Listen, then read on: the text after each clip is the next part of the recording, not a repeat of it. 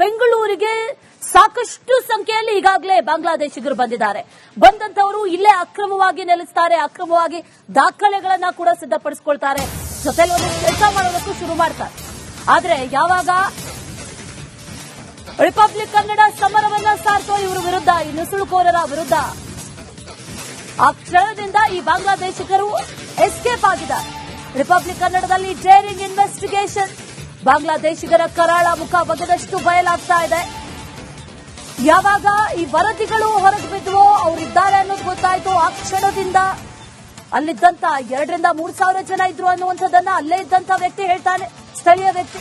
ಅವರೆಲ್ಲರೂ ಕೂಡ ಪರಾರಿ. ಈಗ ಮಾದನಾಯಕನಹಳ್ಳಿಯಿಂದ ಕಾಲ್ಕಿತ್ತಿದ್ದಾರೆ ಬಾಂಗ್ಲಾದೇಶಿಗರು. ಎಲ್ಲಿ ಹೋದ್ರು? ಹಾಗಾದ್ರೆ ಬೆಂಗಳೂರಿನಲ್ಲಿ ಎಲ್ಲೊಂದ್ ಕಡೆ ನೆಲೆಸಿದ್ದಾರೆ ಅನ್ನುವಂಥದ್ದಂತೂ ಕನ್ಫರ್ಮ್. ಹಾಗಾದ್ರೆ ಸಾವಿರ ಸಂಖ್ಯೆಯಲ್ಲಿದ್ದಂತ ಈ ಬಾಂಗ್ಲಾದೇಶಿಗರು ಎಲ್ಲಿ ಹೋದ್ರು? ಮತ್ತೊಂದು ಕಡೆಯಲ್ಲಿ ಇದೇ ರೀತಿಯಾಗಿ ಜೋಬಡಿಗಳನ್ನ ಹಾಕೊಂಡು ಮನೆ ಕಟ್ಕೊಂಡು ಇರೋದಕ್ಕೆ ಹೋದ್ರ, ಮತ್ತೊಂದು ಕಡೆಯಲ್ಲಿ ಕೆಲಸ ಮಾಡೋದಕ್ಕೆ ಶುರು ಮಾಡ್ತಾರೆ.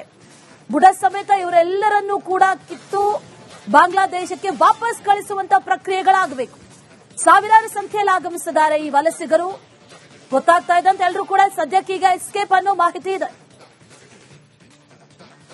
ಬೆಂಗಳೂರಿಗೆ ಸಾಕಷ್ಟು ಸಂಖ್ಯೆಯಲ್ಲಿ ಈಗಾಗಲೇ ಬಾಂಗ್ಲಾದೇಶಿಗರು ಬಂದಿದ್ದಾರೆ. ಬಂದಂತವರು ಇಲ್ಲೇ ಅಕ್ರಮವಾಗಿ ನೆಲೆಸ್ತಾರೆ, ಅಕ್ರಮವಾಗಿ ದಾಖಲೆಗಳನ್ನ ಕೂಡ ಸಿದ್ಧಪಡಿಸಿಕೊಳ್ತಾರೆ, ಜೊತೆಲಿ ಒಂದು ಕೆಲಸ ಮಾಡೋದಕ್ಕೂ ಶುರು ಮಾಡ್ತಾರೆ. ಆದ್ರೆ ಯಾವಾಗ ರಿಪಬ್ಲಿಕ್ ಕನ್ನಡ ಸಮರವನ್ನ ಸಾರ್ತೋ ಇವರ ವಿರುದ್ಧ, ಈ ನುಸುಳುಕೋರರ ವಿರುದ್ಧ, ಆ ಕ್ಷಣದಿಂದ ಈ ಬಾಂಗ್ಲಾದೇಶಿಗರು ಎಸ್ಕೇಪ್ ಆಗಿದ್ದಾರೆ. ರಿಪಬ್ಲಿಕ್ ಕನ್ನಡದಲ್ಲಿ ಡೇರಿಂಗ್ ಇನ್ವೆಸ್ಟಿಗೇಷನ್, ಬಾಂಗ್ಲಾದೇಶಿಗರ ಕರಾಳ ಮುಖ ಬಗೆದಷ್ಟು ಬಯಲಾಗ್ತಾ ಇದೆ.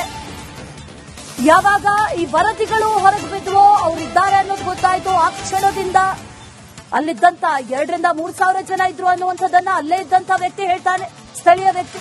ಅವರೆಲ್ಲರೂ ಕೂಡ ಪರಾರಿ. ಈಗ ಮಾದನಾಯಕನಹಳ್ಳಿಯಿಂದ ಕಾಲ್ಕಿತ್ತಿದ್ದಾರೆ ಬಾಂಗ್ಲಾದೇಶಿಗರು. ಎಲ್ಲಿ ಹೋದ್ರು? ಹಾಗಾದ್ರೆ ಬೆಂಗಳೂರಿನಲ್ಲಿ ಎಲ್ಲೊಂದ್ ಕಡೆ ನೆಲೆಸಿದ್ದಾರೆ ಅನ್ನುವಂಥದ್ದಂತೂ ಕನ್ಫರ್ಮ್. ಹಾಗಾದ್ರೆ ಸಾವಿರ ಸಂಖ್ಯೆಯಲ್ಲಿದ್ದಂತ ಈ ಬಾಂಗ್ಲಾದೇಶಿಗರು ಎಲ್ಲಿ ಹೋದ್ರು?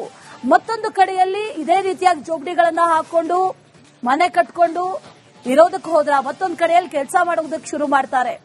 ಬುಡ ಸಮೇತ ಇವರೆಲ್ಲರನ್ನೂ ಕೂಡ ಕಿತ್ತು ಬಾಂಗ್ಲಾದೇಶಕ್ಕೆ ವಾಪಸ್ ಕಳಿಸುವಂತ ಪ್ರಕ್ರಿಯೆಗಳಾಗಬೇಕು. ಸಾವಿರಾರು ಸಂಖ್ಯೆಯಲ್ಲಿ ಆಗಮಿಸಿದ್ದಾರೆ ಈ ವಲಸಿಗರು. ಗೊತ್ತಾಗ್ತಾ ಇದ್ದಂತೆ ಎಲ್ಲರೂ ಕೂಡ ಸದ್ಯಕ್ಕೀಗ ಎಸ್ಕೇಪ್ ಅನ್ನೋ ಮಾಹಿತಿ ಇದೆ. ಬೆಂಗಳೂರಿಗೆ ಸಾಕಷ್ಟು ಸಂಖ್ಯೆಯಲ್ಲಿ ಈಗಾಗಲೇ ಬಾಂಗ್ಲಾದೇಶಿಗರು ಬಂದಿದ್ದಾರೆ. ಬಂದಂತವರು ಇಲ್ಲೇ ಅಕ್ರಮವಾಗಿ ನೆಲೆಸ್ತಾರೆ, ಅಕ್ರಮವಾಗಿ ದಾಖಲೆಗಳನ್ನ ಕೂಡ ಸಿದ್ಧಪಡಿಸಿಕೊಳ್ತಾರೆ, ಜೊತೆಲಿ ಒಂದು ಕೆಲಸ ಮಾಡೋದಕ್ಕೂ ಶುರು ಮಾಡ್ತಾರೆ. ಆದ್ರೆ ಯಾವಾಗ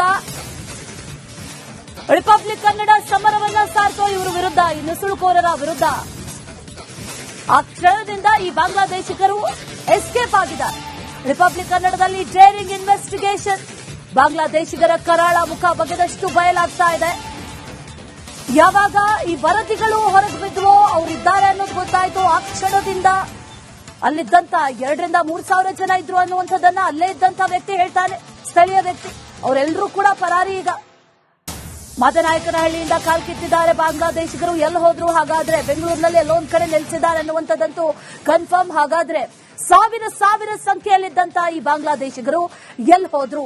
ಮತ್ತೊಂದು ಕಡೆಯಲ್ಲಿ ಇದೇ ರೀತಿಯಾಗಿ ಜೋಬಡಿಗಳನ್ನ ಹಾಕೊಂಡು ಮನೆ ಕಟ್ಕೊಂಡು ಇರೋದಕ್ಕೆ ಹೋದ್ರ, ಮತ್ತೊಂದು ಕಡೆಯಲ್ಲಿ ಕೆಲಸ ಮಾಡೋದಕ್ಕೆ ಶುರು ಮಾಡ್ತಾರೆ. ಬುಡ ಸಮೇತ ಇವರೆಲ್ಲರನ್ನೂ ಕೂಡ ಕಿತ್ತು ಬಾಂಗ್ಲಾದೇಶಕ್ಕೆ ವಾಪಸ್ ಕಳಿಸುವಂತ ಪ್ರಕ್ರಿಯೆಗಳಾಗಬೇಕು. ಸಾವಿರಾರು ಸಂಖ್ಯೆಯಲ್ಲಿ ಆಗಮಿಸಿದ್ದಾರೆ ಈ ವಲಸಿಗರು. ಗೊತ್ತಾಗ್ತಾ ಇದ್ದಂತೆ ಎಲ್ಲರೂ ಕೂಡ ಸದ್ಯಕ್ಕೀಗ ಎಸ್ಕೇಪ್ ಅನ್ನೋ ಮಾಹಿತಿ ಇದೆ. ಎಲ್ಲರೂ ಓಡಿಸಿದಾರಂತ ಇಲ್ಲಿಂದ. ಏನ್ ಕತೆ ಇದು? ಹಿಂಗೆ ಎಲ್ಲ ಚಪ್ಪಲಿ ಗಿಪ್ಲಿ ಎಲ್ಲ ಬಿದ್ದಾವ ನೋಡಿದ್ರೆ ಅವ್ರು ಓಡೋಗಿದ್ದಾರೆ, ಎಲ್ಲ ಬಟ್ಟೆ ಎಲ್ಲ ಬಿಟ್ಟು ಎಲ್ಲ. ಅಲ್ಲ ಅವ್ರು ಬಿಟ್ಟು ಹೋಗಿದಾರೆ ಅಂದ್ರೆ ಬೇರೆ ಕಡೆ ಶಿಫ್ಟ್ ಆಗಿದಾರಂತ. ಪಾಪ ಏನ್ ಮಾಡ್ತಾರೆ?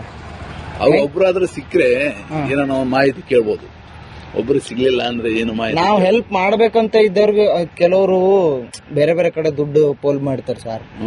ನಾನು ನಿಮಗೆ ತೋರಿಸ್ತೀನಿ ವಿಡಿಯೋಸ್ನ ಇಲ್ಲಿ, ನಾವು ಹೆಂಗ್ ಹೆಲ್ಪ್ ಮಾಡ್ತೀವಿ ಅಂತ. ಅಲ್ಲ ಅವ್ರು ಬಾಂಗ್ಲಾದಿಂದ ಹೆಂಗ್ ಬರ್ತಾರೆ ಇಲ್ಲಿ?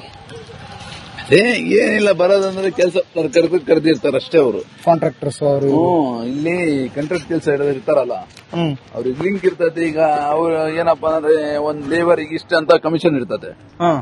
ಈಗ ನಾನೇ ಡ್ರೈವರ್ ಅಂದ್ರೆ ಈಗ ನನಗೆ ಕರ್ಕೊಂಡು ನನಗೆ 30,000 ಮಾತಾಡಿರ್ತಾನೆ, ನಿಮ್ಮ ಹತ್ರ 35,000 ರೂಪಾಯಿ ಮಾತಾಡಿರ್ತಾರೆ.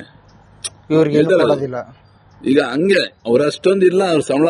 ನಾನು ಹೇಳ್ತಿರೋದು ಏನಪ್ಪಾ ಅಂದ್ರೆ ಇವರಿಗೆ ಏನಂದ್ರೂ ಒಂದ್ 15,000 ಜಾಸ್ತಿ ಅಂದ್ರೆ. ನೋಡಿದ್ರಲ್ವಾ ಸಿಲಿಕಾನ್ ಸಿಟಿ ಬೆಂಗಳೂರು ಹೇಗೆ ಅಕ್ರಮ ಬಾಂಗ್ಲಾದೇಶಿಗಳ ಹಬ್ಬ ಆಗಿದೆ ಅಂತ. 7,000ಕ್ಕಿಂತ ಹೆಚ್ಚು ಅಕ್ರಮ ಬಾಂಗ್ಲಾವಾಸಿಗಳು ಒಂದೇ ಏರಿಯಾದಲ್ಲಿ ನೆಲೆಸಿದ್ದಾರೆ ಅಂದ್ರೆ ಏನರ್ಥ? ಇವರನ್ನೆಲ್ಲ ಹೀಗೆ ಬಿಟ್ರೆ ಬೆಂಗಳೂರಿಗೆ ಕಂಟಕ ತಪ್ಪಿದ್ದಲ್ಲ. Aravind, Republic Kannada, crime bureau. मैं तो ले लेता हूँ उधर. अब मेरे को तो पैसा मिलता है अच्छा खासा. मैं क्या करता हूँ और 4 लोग को बुला लेता हूँ. कम तो कम पगार तो देना चाहिए ना, वो ऐसा हो जाता. पण फोटो तಗೊಂಡ್ಬಿಡಿ. फोटो लेते हैं घर का. इधर नहीं रहता है ना वो. इधर छोड़ दिया सेट. इधर नहीं है. पूरा अलग अलग चला गया उधर. ಇನ್ನು ಈ ಬಾಂಗ್ಲಾದೇಶಿಗಳು ಭಾರತಕ್ಕೆ ಹೇಗೆ ನುಸುಳಿಕೊಂಡು ಬರ್ತಾರೆ, ಈ ಅಕ್ರಮ ವಾಸಿಗಳನ್ನ ಯಾರು ಕರೆಸ್ತಾರೆ, ಬೆಂಗಳೂರಿಗೆ ಬಂದು ಈ ಬ್ಲಡಿ ಬಾಂಗ್ಲಾದೇಶಿಗಳು ಏನ್ ಮಾಡ್ತಾರೆ ಅಂತ ಸ್ಥಳೀಯರೇ ಬೆಚ್ಚಿಟ್ಟಿದ್ದಾರೆ ನೋಡಿ. ಸರ್, ನಿಮ್ಮ ಹೆಸರೇನು? ನನ್ನ ಹೆಸರು ನಸುರ್ಲಾ ಅಂತ ಸರ್. ಇಲ್ಲಿ ತಾವೇನ್ ಕೆಲಸ ಮಾಡ್ಕೊಂಡಿದ್ರಿ ಇಲ್ಲಿ? ಇಲ್ಲ, ಡ್ರೈವಿಂಗ್ ಕೆಲಸ ಮಾಡ್ತೀನಿ ನಾನು ಕಂಪ್ನಿ ಇಲ್ಲಿ. ಯಾರ ಕಾನ್ಸ್ಟಿಟ್ಯೂನ್ಸಿ ಬರುತ್ತೆ ಸರ್ ಇದು? ಯಾರ ಕಾನ್ಸ್ಟಿಟ್ಯೂನ್ಸಿ ಬರುತ್ತೆ? ಯಾವ MLA ಯಾರು? ಗೊತ್ತಿಲ್ಲ. ನಾವು ದಾವಣಗೆರೆ ಸರ್, ಇಲ್ಲಿ ಡ್ಯೂಟಿ ಮಾಡ್ಕೊಂಡಿದ್ದೀವಿ. Okay okay. ನಾವು ಮನೆ ಅಲ್ಲೇ ಲೋಡ ಬರ್ತದೆ. ಅಲ್ಲ ಸರ್, ಬಾಂಗ್ಲಾದವರು ಬಂದಿದಾರಂತಲ್ಲ ಪಾಪ ಇಲ್ಲಿ ಬಡವರು. ಬಾಂಗ್ಲಾದವರು ಬಂದಿರ್ತಾರಂತಲ್ಲ ಅಂತ. ಅಲ್ಲ, ಅವ್ರಿಗೂ ಎಲ್ಲರಿಗೂ ಓಡಿಸಿದಾರಂತ ಇಲ್ಲಿಂದ. ಏನ್ ಕತೆ ಇದು? ಹಿಂಗೆ ಮಾಡಿದಾರೆ. ಎಲ್ಲ ಚಪ್ಪಲಿ ಗಿಪ್ಲಿ ಎಲ್ಲ ಬಿದ್ದವ ನೋಡಿದ್ರೆ ಅವ್ರು ಓಡೋಗಿದ್ದಾರೆ. ಎಲ್ಲ ಬಟ್ಟೆ ಎಲ್ಲ ಬಿಟ್ಟು ಎಲ್ಲ. ಅಲ್ಲ, ಅವ್ರು ಬಿಟ್ಟು ಹೋಗಿದಾರೆ ಅಂದ್ರೆ ಬೇರೆ ಕಡೆ ಶಿಫ್ಟ್ ಆಗಿದಾರಂತ ಪಾಪ. ಏನ್ ಮಾಡ್ತಾರೆ? ಅವ್ರು ಒಬ್ರಾದ್ರೂ ಸಿಕ್ಕರೆ ಏನೋ ನಾವು ಮಾಹಿತಿ ಕೇಳ್ಬೋದು. ಒಬ್ರು ಸಿಗ್ಲಿಲ್ಲ ಅಂದ್ರೆ ಏನು ಮಾಹಿತಿ. ನಾವು ಹೆಲ್ಪ್ ಮಾಡ್ಬೇಕಂತ ಇದ್ದವ್ರಿಗೆ ಕೆಲವರು ಬೇರೆ ಬೇರೆ ಕಡೆ ದುಡ್ಡು ಪೋಲ್ ಮಾಡ್ತಾರೆ ಸರ್. ನಾನು ನಿಮಗೆ ತೋರಿಸ್ತೀನಿ ವಿಡಿಯೋಸ್ನ ಇಲ್ಲಿ, ನಾವು ಹೆಂಗ್ ಹೆಲ್ಪ್ ಮಾಡ್ತೀವಿ ಅಂತ. ಅಲ್ಲ, ಅವ್ರು ಬಾಂಗ್ಲಾದಿಂದ ಹೆಂಗ್ ಬರ್ತಾರೆ ಇಲ್ಲಿ? ಏನಿಲ್ಲ, ಬರೋದಂದ್ರೆ ಕೆಲಸ ಕರೆದಿರ್ತಾರೆ ಅಷ್ಟೇ. ಅವರು ಕಾಂಟ್ರಾಕ್ಟರ್ಸ್ ಅವರು ಇಲ್ಲಿ ಕಾಂಟ್ರಾಕ್ಟ್ ಕೆಲಸ ಇರ್ತಾರಲ್ಲ, ಅವ್ರಿಗೆ ಲಿಂಕ್ ಇರ್ತದೆ. ಈಗ ಅವ್ರು ಏನಪ್ಪಾ ಅಂದ್ರೆ ಒಂದ್ ಲೇಬರ್ಗೆ ಇಷ್ಟ ಅಂತ ಕಮಿಷನ್ ಇರ್ತದೆ. ಈಗ ನಾನೇ ಡ್ರೈವರ್ ಅಂದ್ರೆ ಈಗ ನನಗೆ ಕರ್ಕೊಂಡು ನನಗೆ 30,000 ಮಾತಾಡಿರ್ತಾನೆ. ನಿಮ್ಮ ಹತ್ರ 35,000 ರೂಪಾಯಿ ಮಾತಾಡಿರ್ತಾರೆ. ಇವ್ರಿಗೆ ಈಗ ಹಂಗೆ ಅವ್ರ ಅಷ್ಟೊಂದು ಇಲ್ಲ ಅವ್ರ ಸಂಬಳ. ನಾನು ಹೇಳ್ತಿರೋದು ಏನಪ್ಪಾ ಅಂದ್ರೆ ಇವರಿಗೆ ಏನಂದ್ರೂ ಒಂದ್ 15,000 ಜಾಸ್ತಿ ಅಂದ್ರೆ. ನೋಡಿದ್ರಲ್ವಾ ಸಿಲಿಕಾನ್ ಸಿಟಿ ಬೆಂಗಳೂರು ಹೇಗೆ ಅಕ್ರಮ ಬಾಂಗ್ಲಾದೇಶಿಗಳ ಹಬ್ಬ ಆಗಿದೆ ಅಂತ. 7,000ಕ್ಕಿಂತ ಹೆಚ್ಚು ಅಕ್ರಮ ಬಾಂಗ್ಲಾವಾಸಿಗಳು ಒಂದೇ ಏರಿಯಾದಲ್ಲಿ ನೆಲೆಸಿದ್ದಾರೆ ಅಂದ್ರೆ ಏನರ್ಥ? ಇವರನ್ನೆಲ್ಲ ಹೀಗೆ ಬಿಟ್ರೆ ಬೆಂಗಳೂರಿಗೆ ಕಂಟಕ ತಪ್ಪಿದ್ದಲ್ಲ. Aravind, Republic Kannada, crime bureau.